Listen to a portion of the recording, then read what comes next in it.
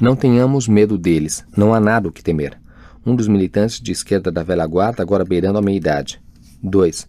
O velho jornalista azerbaijano que perguntava o tempo todo: a que nação você está se referindo? Disse: não vamos sacrificar nossa etnia turca nem abandonar nossa religião. 3. Um derrotista na multidão perguntou astutamente: e o que terá acontecido com os milhões de armênios que outrora viviam por toda a Anatólia, inclusive em Kars? No curso de um longo discurso sobre as cruzadas, o Holocausto, o massacre dos peles vermelhas pelos americanos e dos muçulmanos argelinos pelos franceses. Mas o secretário informante sentiu pena desse homem e não anotou seu nome. 4. Ninguém em sã consciência desejaria traduzir um poema tão longo e idiota, e Hans Hansen nunca permitiria que fosse publicado em seu jornal. Essa frase foi de um dos 3 poetas da sala. Foi sua chance de lamentar o desafortunado isolamento dos poetas turcos no cenário internacional. Ao terminar de recitar o poema que todos consideraram idiota e primitivo, o jovem de rosto vermelho estava encharcado de suor. Ouviram-se uns poucos aplausos desdenhosos. A maioria parecia concordar que seria insensato mandar publicar o poema na Alemanha, pois seria motivo de riso. O jovem curdo, cujo tio materno morava na Alemanha, foi quem se exprimiu em termos mais francos quanto a essa questão. Quando eles escrevem poemas ou cantam canções no Ocidente, falam em nome de toda a humanidade. Eles são seres humanos, mas somos apenas muçulmanos. De nossa parte, quando escrevemos alguma coisa, trata-se apenas de poesia étnica. Minha mensagem é a seguinte: pode escrever, disse o homem de jaqueta preta. Se os europeus tiverem razão e nosso único futuro e única esperança é ser mais parecidos com eles, é bobagem gastar tempo falando sobre o que faz que sejamos o que somos. De tudo que foi dito até agora, isso é o que tem mais possibilidade de convencer os europeus de que somos uns idiotas. Por favor, diga de uma vez por todas que a nação vai parecer idiota. E cá estamos nós, agindo como se fôssemos muito mais espertos e dignos que os ocidentais. Mas, senhores, digo-lhes que se a Alemanha abrisse um consulado em Kars hoje e começasse a distribuir vistos, numa semana a cidade ficaria deserta. Mentira! Afinal de contas, nosso amigo ali acabou de dizer que não iria, ainda que lhe dessem essa chance. Eu também não iria. Eu faria o que é digno, continuaria aqui. E não se enganem, senhores. Muitos outros também ficariam. Todos os que se recusariam a partir, levantem a mão para que possamos vê-los. Uns poucos levantaram a mão solenemente. Vários jovens os viram, mas ficaram indecisos. E por que os que se dispusessem a partir seriam indignos? Perguntou o homem de jaqueta preta. É difícil explicar a quem ainda não entendeu, disse um sujeito em tom enigmático. Fazil notou que Kadif se voltara e agora olhava pesarosa pela janela e o coração dele começou a bater descompassado. Meu Deus, por favor, pensou ele, ajude-me a preservar minha pureza, proteja minha mente da confusão. Ocorreu-lhe que Kadif podia apreciar aquelas palavras. Ele pensou em fazer disso sua citação para o jornal alemão, mas com tanta gente falando não havia a menor chance de ser ouvido. A única pessoa que conseguiu se fazer ouvir foi o jovem curdo de voz aguda. Ele propôs contar ao jornal alemão sobre um sonho que tivera. Parando de vez em quando com um estremecimento, ele explicou que em seu sonho estava sozinho no Teatro Nacional assistindo a um filme. Era um filme ocidental e todos falavam uma língua estrangeira, mas isso não o incomodava. Ele entendia tudo o que diziam. E então, num piscar de olhos, ele entrou no próprio filme. Viu então que não estava sentado no Teatro Nacional, mas na sala de estar de uma família cristã. Ali, diante de seus olhos, estava uma mesa cheia de comida. Ele queria muito encher a barriga, mas o medo de fazer alguma coisa errada o manteve à distância. O coração se acelerou. Ali, diante dele, estava uma bela mulher loira, e no instante em que a viu, ele se lembrou de que estava apaixonado por ela havia anos. A mulher era mais calorosa e mais gentil do que ele poderia imaginar. Ela o cumprimentou por suas roupas e por seus modos, beijou-lhe as faces e passou os dedos em seu cabelo. Ele se sentiu muito feliz. Antes que se desse conta, ela o fez sentar em seu colo e apontou para a comida na mesa. Só então ele percebeu que ainda era criança, disse o jovem curdo, olhos marejados de lágrimas. Era por ele ainda ser criança que ela o achou tão encantador. O velho jornalista quebrou o silêncio. Ninguém pode sonhar um sonho como esse, disse ele. Esse menino curdo inventou tudo isso para nos ridicularizar diante dos alemães. Para provar a autenticidade de seu sonho, o adolescente da Associação Curda deu um detalhe que antes omitira. Desde que tivera aquele sonho, toda vez que acordava, lembrava da mesma mulher loira. Ele a vira pela primeira vez havia uns 5 anos. Ela estava saindo de um ônibus em meio a um grupo de turistas que tinham vindo ver as igrejas armênias. Ela estava com um vestido azul listrado que usava também nos sonhos dele. Isso provocou mais risos. Todos vimos mulheres europeias como essa, disse alguém, e todos fomos tentados pelo diabo. Aquilo serviu de pretexto para algumas tiradas maliciosas, piadas de mau gosto e furiosas diatribes contra as mulheres ocidentais. Um jovem alto, esbelto e bonito, que se mantivera reservado até então, se pôs a contar uma história de um ocidental e um muçulmano que se conheceram numa estação de trem. Infelizmente, o trem não chegou. No outro extremo da mesma plataforma, eles viram uma bela francesa esperando o mesmo trem. Todos os que algum dia frequentaram uma escola masculina ou fizeram o serviço militar viram naquilo uma história que traçava um paralelo entre o vigor sexual e a cultura nacional. Ela não continha palavras grosseiras, sua rudeza escondia-se sob um véu de insinuações, mas num abrir e fechar de olhos, a sala se viu dominada por um clima que faria Fazil exclamar depois. Meu coração pesava de vergonha. Turgut Bey se pôs de pé. Tudo bem, meu rapaz, basta, disse ele. Traga-me esse documento para que eu o assine. Ele sacou sua caneta nova e assinou. O barulho e a fumaça de cigarro o esgotaram e Khadif teve de ajudá-lo a se manter de pé. Agora me deem 1 minuto de atenção, disse ela. Vocês parecem não sentir vergonha, mas meu rosto está vermelho com o que acabei de ouvir. Eu cubro meu rosto com este manto para que vocês não vejam meus cabelos, e talvez vocês achem que isso me é penoso, mas você não faz isso por nós, disse alguém num sussurro respeitoso. Você faz isso por Deus para demonstrar a sua espiritualidade. Eu também tenho algumas coisas a dizer ao jornal alemão. Por favor, anote. Ela tinha bastante de atriz para saber que seus ouvintes a odiavam e a admiravam em igual medida. Uma jovem de Kars...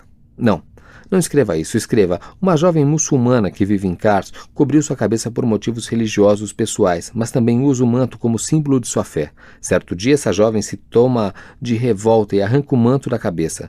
Os ocidentais achariam isso ótimo. Se o fizéssemos, Hans Hansen com certeza publicaria nossas opiniões. Ao tirar o manto, a jovem disse, meu Deus, por favor, perdoe-me, porque eu tenho de estar só. Este mundo é tão asqueroso e me sinto tão impotente, tão angustiada que seu... Khadif, sussurrou Fazil, por favor, eu lhe peço, não descubra a cabeça. Veja que estamos todos presentes aqui, agora, inclusive eu e Necip. Isso seria a morte para nós, para todos nós. Todos na sala pareciam perplexos com aquelas palavras. Pare de falar bobagem, disse alguém. E então um outro comentou, mas claro que ela não deve descobrir a cabeça. Mas a maioria olhava para ela expectante, esperando que fizesse alguma coisa chocante e notável, e ao mesmo tempo se perguntando quem encenara aquele melodrama e quem estava pregando peças em quem. As 2 linhas que desejo mandar ao jornal alemão são as seguintes, disse Fazil. O burburinho na sala aumentava. Não falo só por mim, mas por meu amigo Necip, que foi tão cruelmente martirizado na noite da Revolução.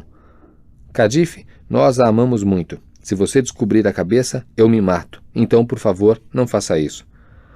Segundo alguns relatos, Fazil não disse nós a amamos, mas eu a amo, embora seja bem possível que essas testemunhas tenham adaptado suas lembranças para explicar o que Fazil veio a fazer mais tarde. Ninguém nesta cidade deve falar em suicídio, berrou Azul, e saiu precipitadamente do salão do hotel, sem nem ao menos lançar um olhar a Khadif. Com isso, a reunião acabou imediatamente, e embora as pessoas não tivessem saído em boa ordem, a sala ficou vazia em questão de 2 almas dentro de meu corpo, sobre o amor, a insignificância e o desaparecimento de Azul. Quando faltavam 15 para 5, K saiu do Hotel Palácio de Neve. Turgut Bey e Khadif ainda não tinham voltado da reunião no Hotel Ásia, e K ainda tinha 1/4 de hora até seu encontro com Fazil. Mas ele estava feliz demais para ficar parado. Dobrou à esquerda na Avenida Ataturk e andou até o rio Kars, diminuindo a marcha de quando em quando para olhar as vitrines das lojas, estúdios fotográficos e casas de chá cheias de homens vendo televisão. Quando chegou à Ponte de Ferro, fumou 2 Marlboros de enfiada, com a cabeça cheia de imagens de uma vida feliz com Ipek em Frankfurt. K não sentia frio. Do outro lado do rio se via o parque aonde famílias ricas de Kars costumavam ir para olhar os patinadores. Agora ele estava mergulhado numa escuridão angustiante. Fazil se atrasou para o encontro na Ponte de Ferro e, quando surgiu das sombras por um instante, K o tomou por Necip. Os 2 foram para a casa de chá Irmãos Felizes, onde Fazil contou tudo o que conseguiu lembrar da reunião no Hotel Ásia. Quando chegou a parte em que ele declarou sentir que a história de sua pequena cidade se tornara parte da história do mundo, K o fez calar como normalmente se faz, quando se quer ouvir uma notícia importante que está sendo transmitida pelo rádio, interrompendo o interlocutor no meio de uma frase. Então ele começou a escrever o poema intitulado Toda a Humanidade e as Estrelas. Nas anotações que fez depois, K deixou registrado que o assunto do poema era uma cidade esquecida do mundo e alijada da história. Os primeiros versos evocavam em sequência as cenas de abertura dos filmes hollywoodianos de que tanto gostara na infância. Enquanto os títulos iam passando, havia uma imagem distante da Terra girando devagar, à medida que a câmera se aproximava. A esfera ia aumentando até que, de repente, só se podia ver um país e, naturalmente, exatamente como nos filmes imaginários que K passava em sua cabeça desde a infância, esse país era a Turquia. Agora já se podia ver as águas azuis do Mar de Mármara, o Bósforo e o Mar Negro. À medida que a câmera avançava, podia-se ver Istambul e a Nissantas da infância de K, com os guardas de trânsito da Avenida Tesvikiye, a rua Poetisa Nikar, árvores e telhados, como eram belos vistos do alto. Então, vinha numa tomada lenta a roupa no varal, o cartaz com o anúncio de conservas Tamek, as calhas enferrujadas e as paredes laterais cobertas de piche antes da pausa diante da janela do quarto de K. Em seguida, um travelling através da janela mostrando salas abarrotadas de livros, móveis empoeirados e tapetes até chegar a K, numa escrivaninha de frente para a outra janela. Movimentando-se por cima de seu ombro, a câmera mostrava uma folha de papel na escrivaninha e, seguindo a caneta tinteiro, terminava por se deter nas últimas letras da mensagem que ele estava escrevendo, convidando-nos assim a ler. Endereço: no dia em que entrei na história da poesia. Poeta K, Rua Poetisa Nikar, 16/8, Nissantas, Istambul, Turquia. Como os leitores atilados já devem ter notado, esse endereço, que suponho vai figurar no próprio poema, situa-se no eixo da razão, mas numa posição que sugere o poder da imaginação. A principal preocupação de Fazil estava bastante clara no final de sua história. Agora, ele se sentia bastante incomodado por ter ameaçado se matar caso Cadife descobrisse a cabeça. Não é só porque se suicidar é o mesmo que perder a fé. É também porque eu não tinha a intenção de fazer isso. Por que eu disse aquilo se não tinha intenção de fazer? Fazil declarou que logo depois daquele juramento ele dissera: Deus me perdoe, nunca mais vou dizer isso. Mas então, ao se ver olhos nos olhos com Cadife à porta, tremeu como varas verdes. Você acha que Cadife pensou que estou apaixonado por ela? Perguntou ele a K. Você está mesmo apaixonado por Cadife? Você já sabe a verdade, eu estava apaixonado por Teslime. Que ela descanse em paz. Meu amigo Nessip, possa ele descansar em paz, era quem estava apaixonado por Cadife. Sinto vergonha de estar apaixonado pela mesma moça, um dia depois da morte dele. E eu sei que só pode haver uma explicação. Isso também me dá medo. Diga-me, por que tem certeza de que Nessip morreu? Eu olhei o lugar onde a bala lhe perfurou a testa antes de segurá-lo pelos ombros e beijá-lo. É possível que a alma de Nessip agora esteja vivendo dentro de meu corpo? Disse Fazil. Ouça, mantive distância da festa na noite passada, nem ao menos olhei pela televisão. Fui para a cama cedo e caí no sono imediatamente. Enquanto dormia, senti que coisas terríveis aconteciam com Nessip. Então os soldados invadiram nosso alojamento e tive a confirmação de meus pressentimentos. Quando vi você na biblioteca, tive certeza de que Nessip estava morto, porque sua alma estava em meu corpo desde o começo da manhã. Os soldados que invadiram o alojamento vazio passaram por mim sem me tocar. Por isso, passei a noite na rua Domingo, na casa de um amigo de meu pai do tempo do exército. Ele é de Varto. Deitado em seu quarto de hóspedes, minha cabeça de repente começou a girar e então fui tomado por um sentimento profundo e intenso. Meu amigo estava ao meu lado novamente. Ele estava dentro de mim. É exatamente como dizem nos livros antigos. A alma deixa o corpo 6 horas depois da morte.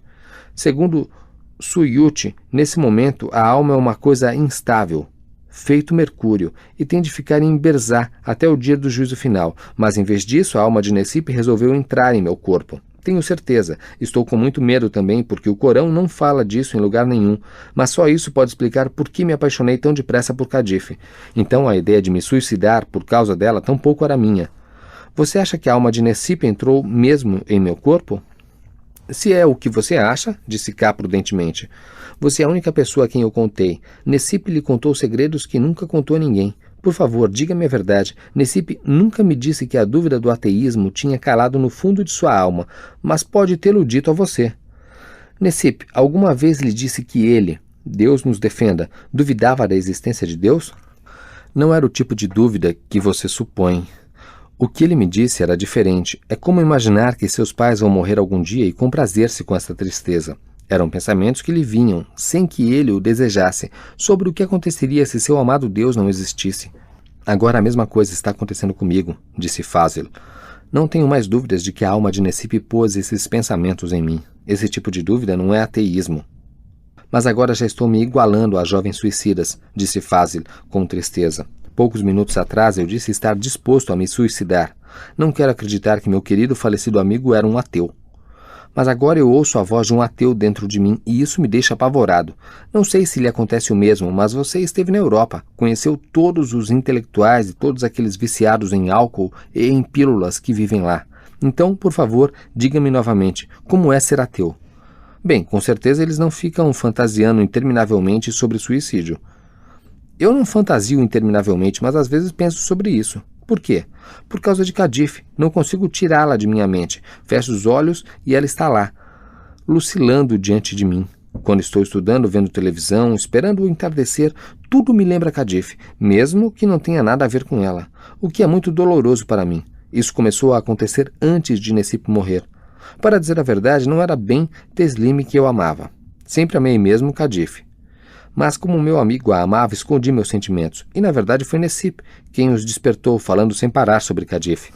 Quando os soldados invadiram nosso alojamento, eu sabia que eles já podiam tê-lo matado. E sim, esse pensamento me alegrou. E não foi apenas porque eu via uma chance de expressar meus sentimentos. Foi porque pensei em ser bem feito para ele por ter provocado esse amor em mim. Agora, Necipe está morto e eu estou livre, mas isso significa apenas que eu amo Cadife mais do que nunca. Estou pensando nela desde que acordei hoje de manhã. Ela domina todos os meus pensamentos, não consigo pensar em mais nada. E, santo Deus, não sei o que fazer. Fazil cobriu o rosto com as mãos e começou a chorar. K acendeu um malboro, sentindo uma onda de indiferença. Ainda assim, ele estendeu a mão para consolar o rapaz e, por um bom tempo, afagou sua cabeça. Safé, o detetive encarregado de segui-lo, estava sentado no outro lado do salão da casa de chá, com um olho neles e outro na televisão. Naquele instante se levantou e aproximou-se da mesa deles. Diga a esse rapaz que pare de chorar. Eu não levei a carteira de estudante dele para o quartel. Ela ainda está comigo. Como Fazil não parava de chorar, ele tirou do bolso a carteira de estudante. K estendeu a mão e pegou-a. Por que ele está chorando? Perguntou Safé, em parte por curiosidade profissional e em parte por um sentimento de solidariedade. Ele está apaixonado, disse K.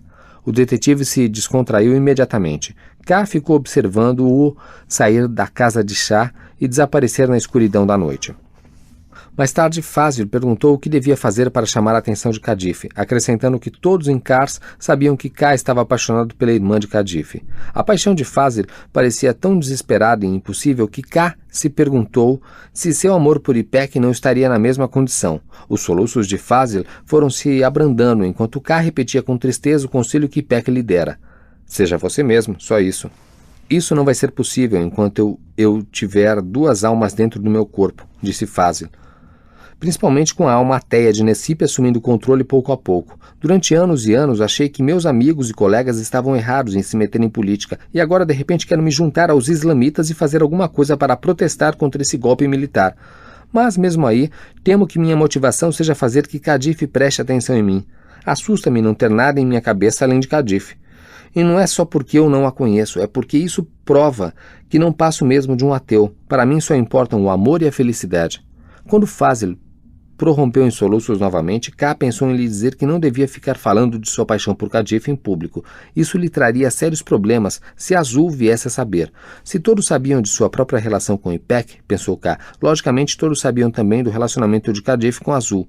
Assim sendo, o amor declarado de Fazil era um franco desafio à hierarquia islâmica de Kars. Nós somos pobres e insignificantes, disse Fazil, num estranho tom de fúria. Nossas vidas desgraçadas não têm lugar na história humana. Um dia todos nós que agora vivemos em Kars estaremos mortos, acabados. Ninguém se lembrará de nós. Ninguém vai se preocupar com o que aconteceu conosco. Vamos passar o resto da vida discutindo sobre que tipo de manto as mulheres deviam usar na cabeça. E ninguém vai dar a mínima porque nos deixamos consumir por nossas disputas mesquinhas e idiotas. Quando vejo tanta gente à minha volta levando vidas tão estúpidas e idiotas e desaparecendo sem deixar traços, fico com raiva porque, então, tenho consciência de que nada é mais importante na vida do que o amor. E quando penso isso, meus sentimentos por Cadife ficam mais insuportáveis. Dói-me saber que meu único consolo seria passar o resto da vida com ela em meus braços. Sim, disse K implacavelmente, é esse tipo de pensamento que a gente tem quando é ateu.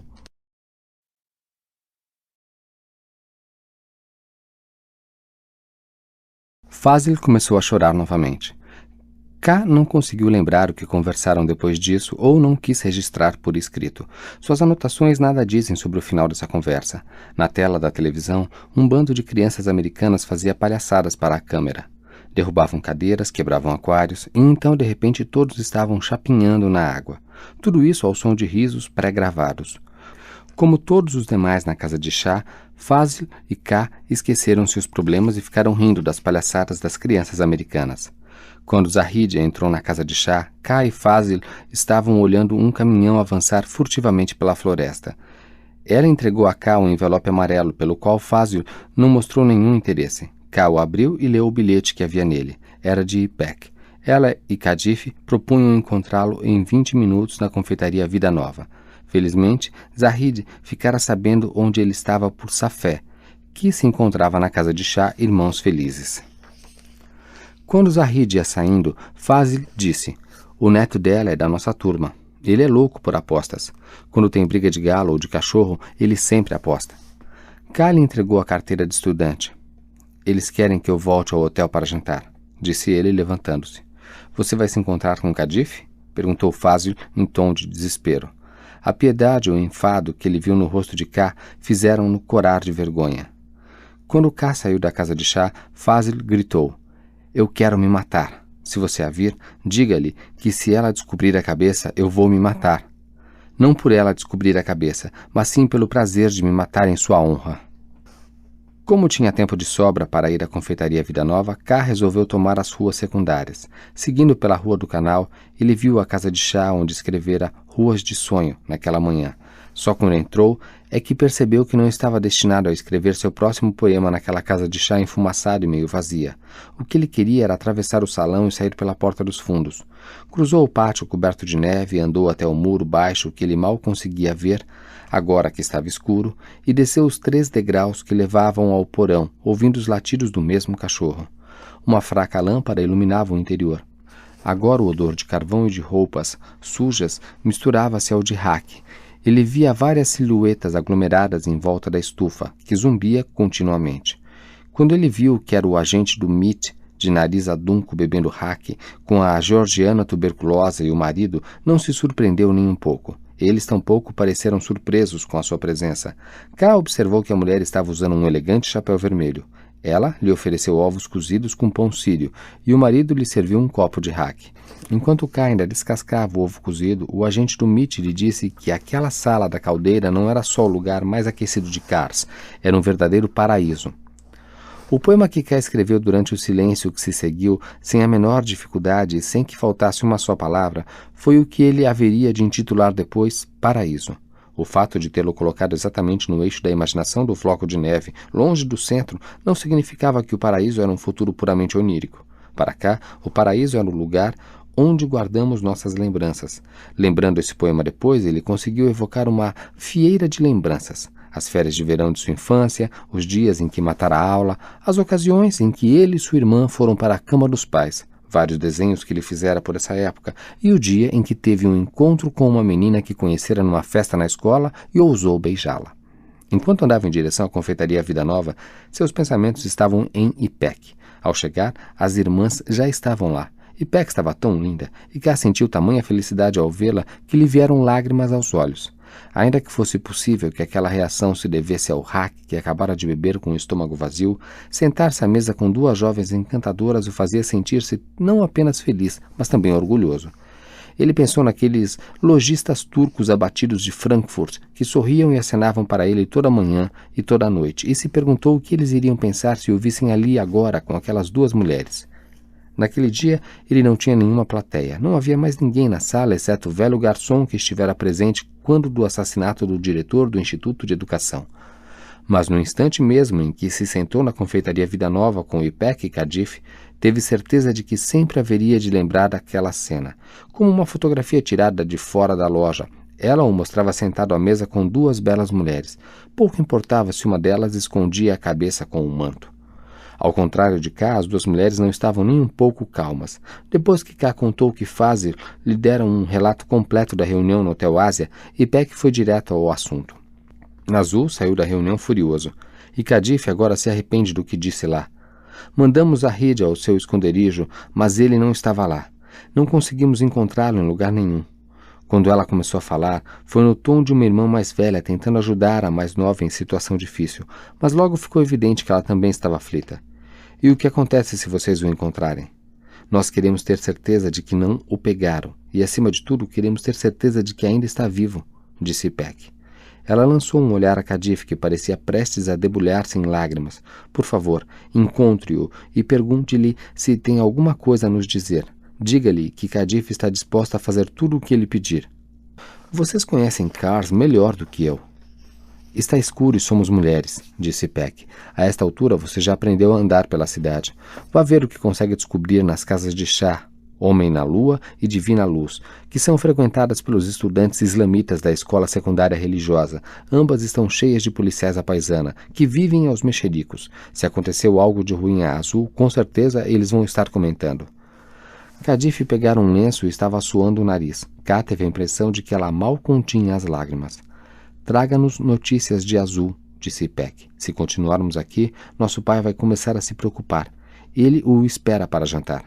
Não se esqueça de verificar nas casas de chá da avenida Bayrampassa, disse Kadif, levantando-se da cadeira. Sua voz estava quase fraquejando. K notou que as jovens estavam apavoradas e perdendo as esperanças muito depressa. Não queria deixá-las naquele estado, por isso as acompanhou até metade do caminho do Hotel Palácio de Neve. K temia perder de Peck, ao mesmo tempo ligava-se às duas jovens por um sentimento de cumplicidade, visto que faziam juntos algo que elas escondiam do pai. Enquanto andavam, ele imaginou um dia em que ele e Peck estariam morando em Frankfurt, receberiam a visita de Kadif e os três haveriam de perambular pelos cafés da Avenida Berliner, parando de vez em quando para olhar a vitrine de uma loja. Depois de refletir um pouco sobre a missão que elas lhe confiaram, ele começou a duvidar de que pudesse ter sucesso. Não teve nenhuma dificuldade em encontrar a casa de chá Homem na Lua, um lugar tão vulgar e desinteressante que K logo se esqueceu de por que estava ali. Ficou um bom tempo sentado sozinho assistindo a televisão. Havia uns poucos homens que pareciam jovens o bastante para serem estudantes e, embora ele tivesse tentado ganhar sua simpatia fazendo alguns comentários sobre o jogo de futebol que se via na tela, ninguém respondeu. O passo seguinte foi tirar do bolso um maço de cigarro para poder oferecê-los a quem quer que se aproximasse. Ele chegou até a colocar o isqueiro em cima da mesa. Quando percebeu que ninguém, nem mesmo o homem vesgo do balcão ia falar com ele, dirigiu-se à Divina Luz, que ficava ao lado, onde encontrou um bando de jovens assistindo ao mesmo jogo de futebol em preto e branco. Se não tivesse se aproximado da parede para olhar os recortes de jornal e a tabela de todos os jogos do Karlspor da temporada, ele não teria se lembrado de que aquela era a casa de chá onde, ainda no dia anterior, ele e Necip tinham discutido a existência de Deus e o sentido da vida.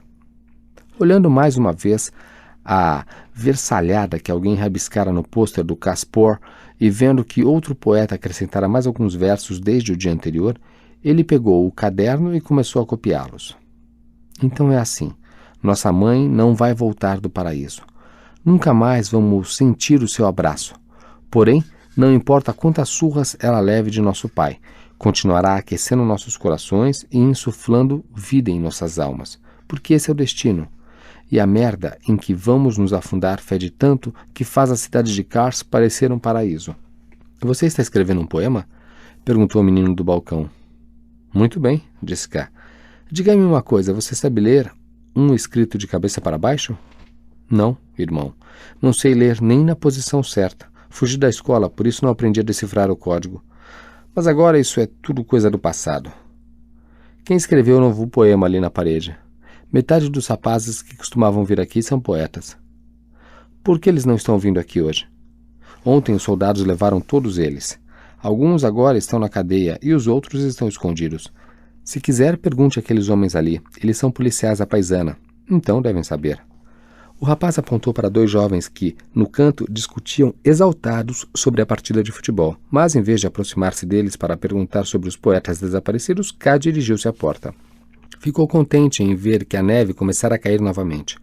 Tinha certeza de que não conseguiria descobrir pistas sobre o paradeiro de Azul nas casas de chá da Avenida Bayrampassa, Mergulhado como estava na turva melancolia que começava a descer sobre a cidade, ainda se sentia feliz. Uma longa procissão de imagens desfilou diante dos seus olhos, enquanto ele esperava pelo seu próximo poema.